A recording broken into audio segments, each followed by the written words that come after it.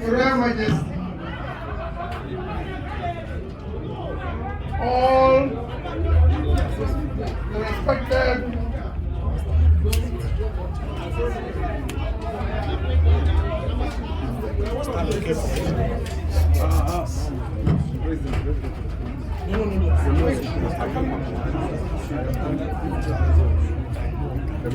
Your Royal Majesty, and all the respected men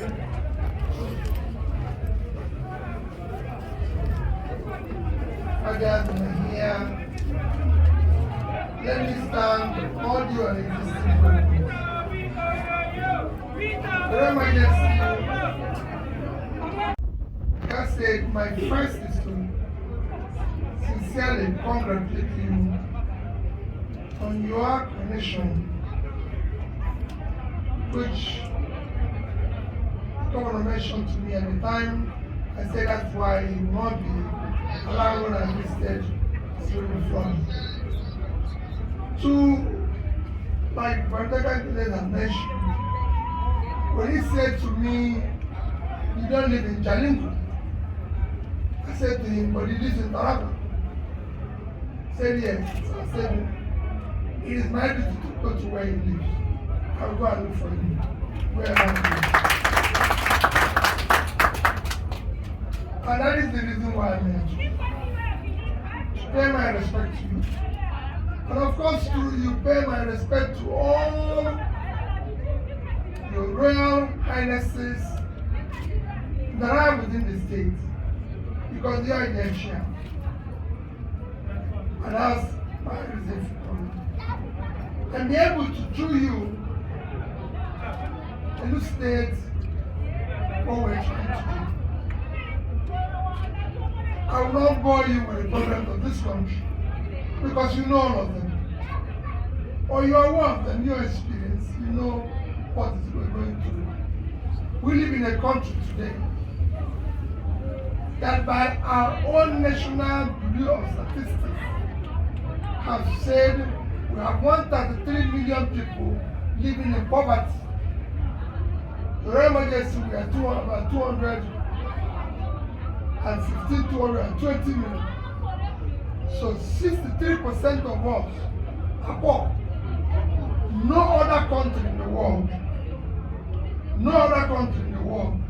is like that. We have more people living in poverty than India, that is 101.4 billion people. We are just 1/7 of their population. We have more people living in poverty than China. China is 1.4 billion people. In fact, we have same or more people living in poverty than two of them combined. That is the crisis of our country. And the solution is not getting better. So you have a crisis. That's why you have a crisis of banditry, criminality, everything that is wrong. We have 20 million out of school children today. We have everything. Our drug prevalence among our youth, because they have no job,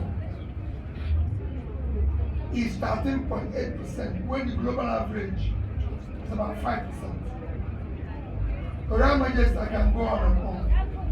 All we are trying to offer is to say, how do we start turning this around? We know what brought us here. It's a cumulative effect of leadership failure over the years that has produced a country that is not productive. So we're in a consumption country where people are not doing anything. And young ones in their productive age are not employed with all their energy.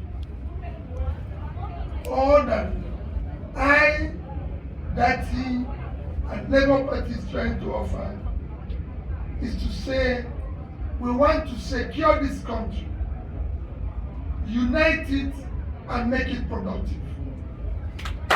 By doing that, we'll be able to pull young people out of poverty. This is a blessed country. There's so much they can offer. We are 220 million people, I said, living on 923,000 square kilometers of land, but we cannot feed ourselves. So we have food insecurity.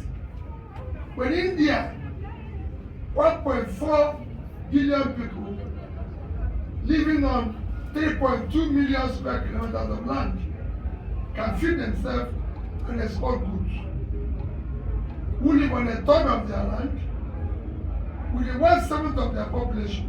So we have more land for agriculture, but it's not being cultivated. We're not supporting it. You hear federal government do policies upon policies to support poor people. They end up in Abuja. Now say to every state, including Taraba, we will not govern from Abuja, we will govern from your state. Because whatever we are going to do to fight poverty in Taraba, we will come to Taraba and Taraba people will see it. And that is a promise. I'm happy that people are taking what I'm saying here, because I said I'm not going to send delegates to anywhere. I'm going to go there and tell them what I'm going to do. So they will hold me responsible. They will know that what I'm saying is what I'm going to do. We will come to Taraba to fight poverty. Because this state, your emergency can feed Nigeria. They can feed themselves. This state is 54.4 thousand square kilometers of land. This state is bigger than Belgium and India and Israel combined. Belgium is 30.9 square kilometers. Israel is 22.1. Two of them is 53,000 square kilometers. Taraba is 54.4. So it's more than two of them combined. They have more land. This state has a plain where you can cultivate flower. In my black people. Last year, Kenya did export of flour of over $500 million. This state has a place where you can cultivate coffee. Ethiopia did export of over 1 billion coffee last year. This place you can go to. Sierra Leone, with the other problem, did $1.4 billion worth of tea. There's a lot you can do with this state. 70% of the land, and I was coming down with the governor, you could see massive empty land, all cultivated. That can be a future for the young ones. This was supposed to have a processing plant where by the time we direct the river Niger, they have access to the river for transportation of their products to other parts of Nigeria and for export. That is what we are saying. We want to make the country productive. It is not a rocket science. We will sustain Bank of Agriculture and ensure that they invest money. When we say we are going to put people out of poverty, your emergency, we are going to come here. We will invest in education. We will ensure that traditional rulers, leaders like you, are involved in what we are doing. We will get them close. We will go to them. Your emergency, we will fight, stop oil theft. And then we'll put in security. We'll bring back Nigeria to financial viability. We will bring back physical viability. We will stop oil theft. We will stop the criminally subsidy. We will deal with the issue of all forms of forced subsidy that don't help our people. Rather, we will subsidize health so people can have primary health care and secondary health care. will subsidize the education. That is where the nation needs to go. These two areas will invest money and ensure that our universities don't go to strike, ensure that our children are in school, ensure they have skills. The uneducated people say they are in the north, maybe because of religion, will meet them at the point of there and teach them skill. Real Majesty, that's what we promise we're going to do. And we're also saying everybody, hold us accountable. We will fight corruption. I was governor of Anambra State for 8 years. And I said to anybody, the governor knows that, he said it when I came here. I said to anybody, go to Anambra State and ask them where they see their money missing. Go to Anambra State. The day I left office, I was not owing salary to anybody. I was not owing pension. I was not owing gratuity. I was not owing any contractor who had completed his job or supplied what we ordered. And I left in 3 banks in Nigeria. The banks are there. Access Bank, $50 million, 10 billion. Fidelity Bank, $50 million, 10 billion. Diamond Bank, $50 million, 10 billion for the state. And I said to them, I don't want any gratuity, any pension, anything. Anambra State has never bought me a bottle of water since I left 9 years ago as their governor. There is no piece of land allocated by government of Anambra State to date, directly or indirectly, that belongs to me, whether me, my wife, or my family. We will fight corruption because it's destroying the future of this country. It kills entrepreneurship, nobody thinks so. So we want to turn things around. I'm here to plead Royal Majesty that you help us to build a new Nigeria. We want to change and give our children hope. Our government is for youth and women. We want to pull them out of poverty. The more we put them out of poverty, the more we reduce the criminality in the society. So as we're securing the country, simultaneously we are pulling them out of poverty. It can be done. It's a huge country. We have all the potentials. We have to focus on export. Our country today it is not productive. Our total export last year as a country is 18.9 trillion naira. Even by official rate of exchange, the Royal Majesty, it is just $47 billion. By the official rate, for a country of 200 million people living on 923,000 square kilometers of land, it shows we're not productive. And that has to end. That's why we're having problem of foreign exchange. When you have dollar exchange rate, anything, it is driven by your reserve, and your reserve is by your export. Other countries that are competing with us, like Vietnam, they are 100 million people, so they have of our population. They live on 331,000 square kilometers of land. So they live on a third of our land. The Royal Majesty, the export last year was over $350 billion. That's what we want. We want to see a Taraba state that is producing something for export. And I want you to put it on tape, because I will be here to lead from the front, bringing resources to do it. All we need is to invest money in it, and it will change. I'm a businessman, I'm a wealth creator. I came from the finance background. I've chaired banks and institutions. I've traveled all over the globe. I have contacts that will change this country. But we need to start putting people who are. Next year's election, the Royal Majesty end, will not be based on tribe, ethnicity. No. It has cost us a lot.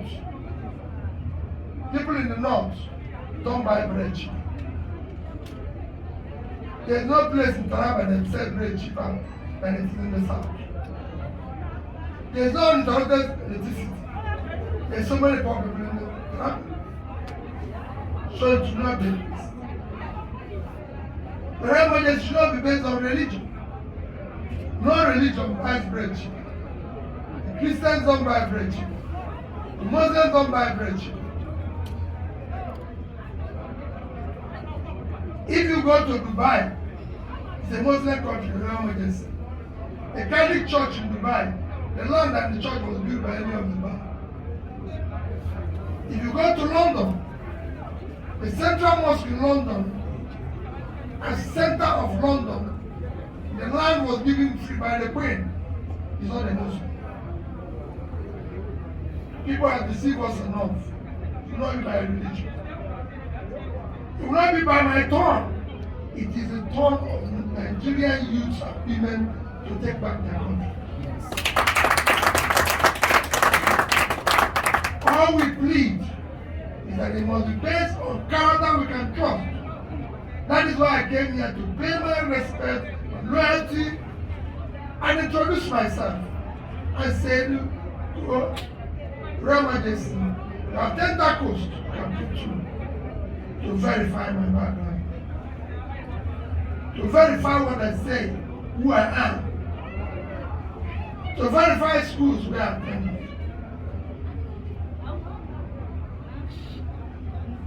That is wrong for those who are ruling all over the world who all went to similar schools, so they cannot say no. I go to Britain, I can tell the Prime Minister, we went to similar school, bring my past students one day. If I go to America, we have told Obama anybody who went to similar school, leave us alone. So they can be better than we are. We want to do what they're doing for their country, in this country. We want it to be, next year's election to be based on competence. We want competent people in government. I'm going to form a government of national unity, irrespective of those who like me or those who hate me, because we want competent people in government. We want it to be based on capability and commitment to start turning around this country. All I want, especially for the North, is opportunity to show that this country can work. That is why we're going around. Royal Majesty, I can't thank you enough for finding time to receive us today. Be assured of my respect, loyalty, and availability. I assure you that everything I say here is okay. You see it. It is not the same thing people used to do yesterday. Say one thing, do something differently. I don't say representative there telling people what I'm going to do. I've done it in my private sector. I've done it as a governor. I don't want opportunity to unite and make Nigerians to be proud of their country. Today we have Nigeria, but we don't have Nigerians. But we don't have people who say we're proud to be here. I want to make these young ones to be proud and say, we're Nigerian. This great passport, we must return dignity and its respect globally. Royal Majesty, thank you and all. Thank you.